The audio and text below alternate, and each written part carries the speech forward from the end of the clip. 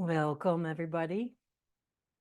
I'm Anoshe Overington from Stillness in Yoga. I would love to speak to you about insomnia for women. So it's going to be a lecture and not a very long lecture. We're going to be more practicing with Yin Yoga, hopefully. But I'd love to give you also some tips for the people who don't know me yet. I was born in the Netherlands and I have been, since 1982, been practicing yoga, Qigong and meditation. I started all the three at the same time.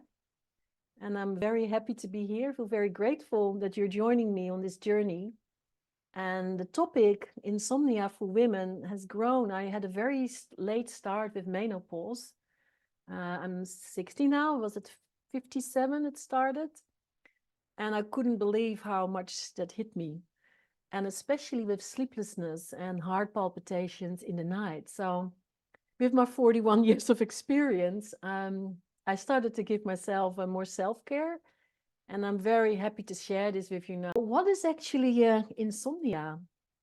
What is insomnia? Insomnia is, sometimes in the night that we wake up, let's say at 3 o'clock in the morning, and we have to go to the toilet, which is very natural, especially when you get a little bit older, the bladder gets a little bit weaker, and you go to the toilet and you go to bed and you fall asleep again.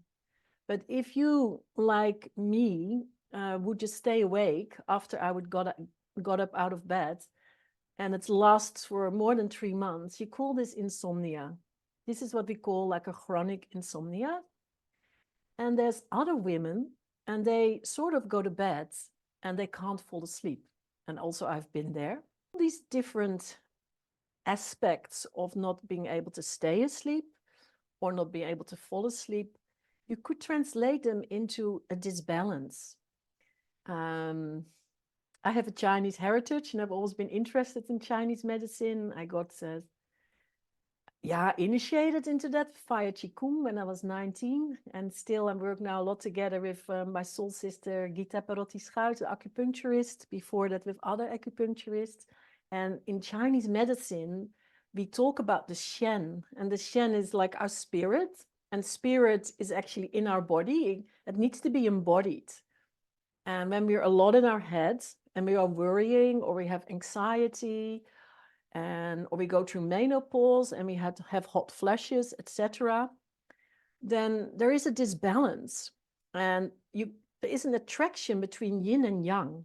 But when the yin has become very little and very weak, then the yang, which is something more airy, fiery, it just flies off, and we have the feeling we have a lot of energy, but we don't. It's just that our yin is so little that this magnetic field between the two of them is just not there. And that restlessness, when our yin and yang are not so greatly into balance, can disturb us. And the Shen is then not really entering what we call the heart. And that is what is, you could say, the way you can talk about it from Chinese medicine point of view. Essential oils, they are like the Shen of the plant, like what we call the soul. They're not the leaves which we dry or the roots. They're much more grounding. But to have the essential oil, it has a direct access to our spirit. It goes into the brain in about 7-8 breaths. So just smell it. That is already great. And then I bring a drip. On that point, the combination of the oil and the point is quite intricate to learn.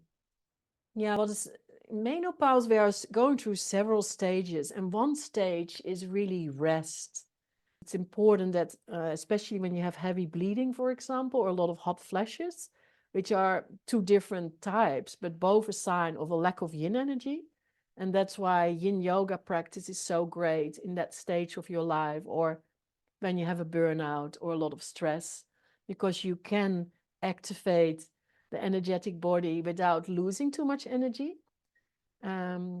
So much love. I hope it contributes to your sleep. And thank you for being here.